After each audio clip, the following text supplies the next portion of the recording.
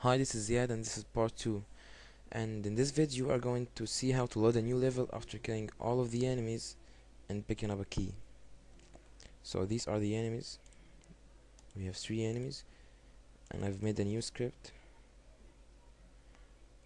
And over here we are checking if the distance between the enemy and the player is less than 6, then we are going to kill the enemy and drop the key. So over here I'm checking if he presses F. We are looking if you have a key, if the enemy gonna drop a key, then set active recursively to true and kill the enemy, which is destroy the game object. Here. Okay, so the key is just a simple game object, some cubes and a cylinder with a rigid body component, and use gravity on and is kinematic off.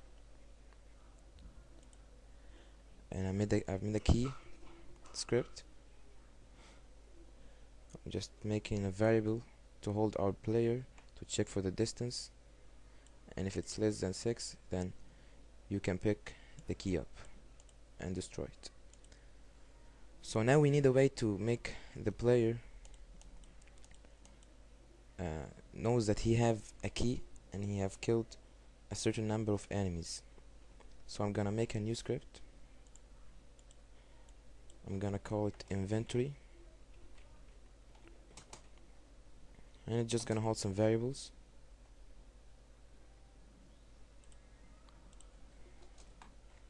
Public int killed enemies, and another one public pool have key.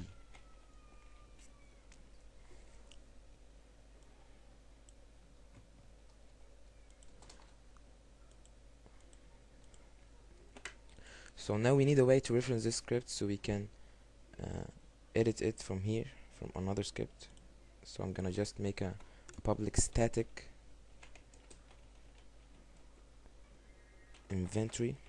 I'm gonna call it reference, and inside start function I'm going to say reference equal this.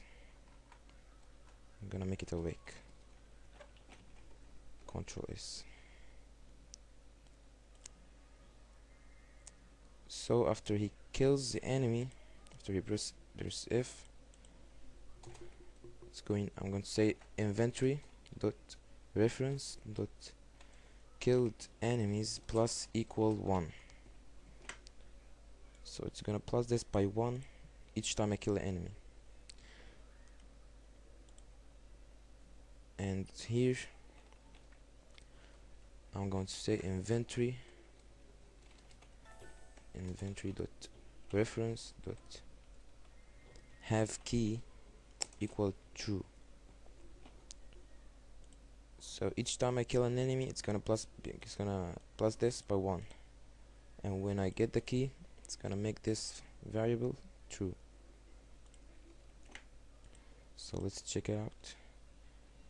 I'm going to get the player and add the inventory script to it.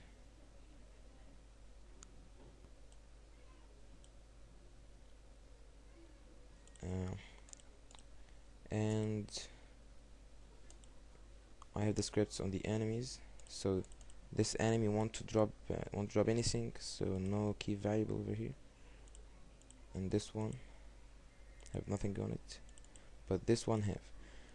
So this enemy has a transform here, which is this key, but I need to make it deactive, so I'm gonna deactive the children too. I'm going to just reposition it.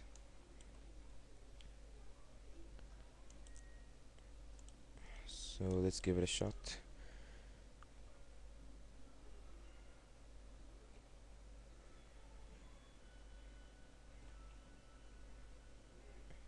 Oh, we have two inventory scripts, so I don't need this one is working.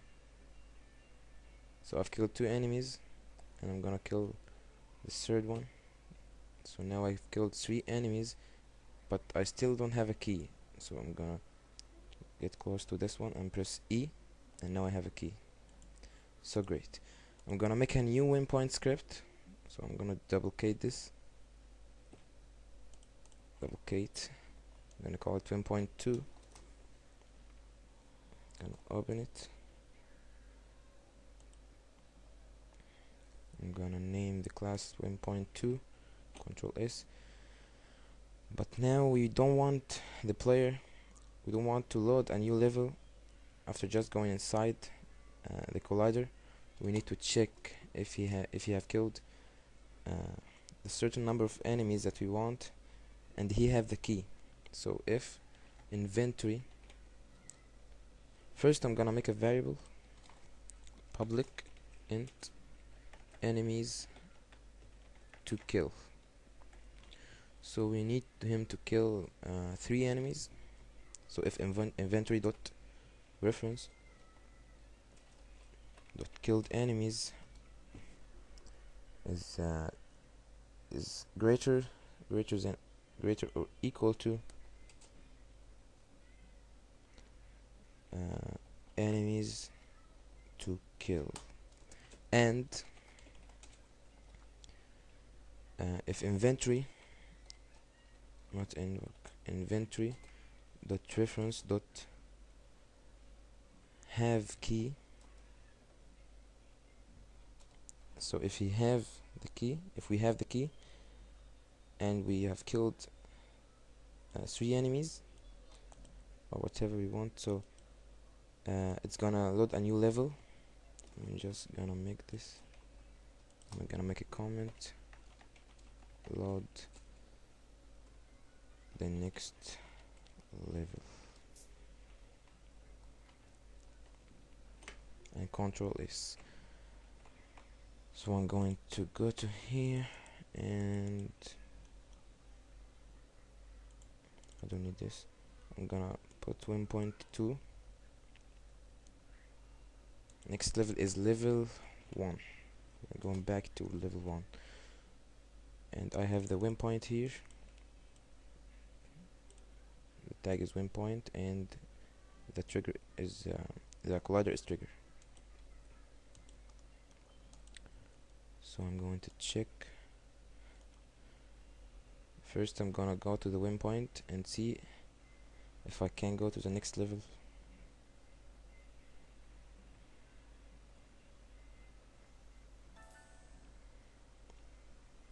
So I can't.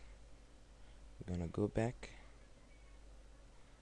I'm gonna start from the beginning by killing the enemies. I'm gonna kill this one. I've killed 1 enemy, and now 2, and this is the 3rd one, and I have picked a key.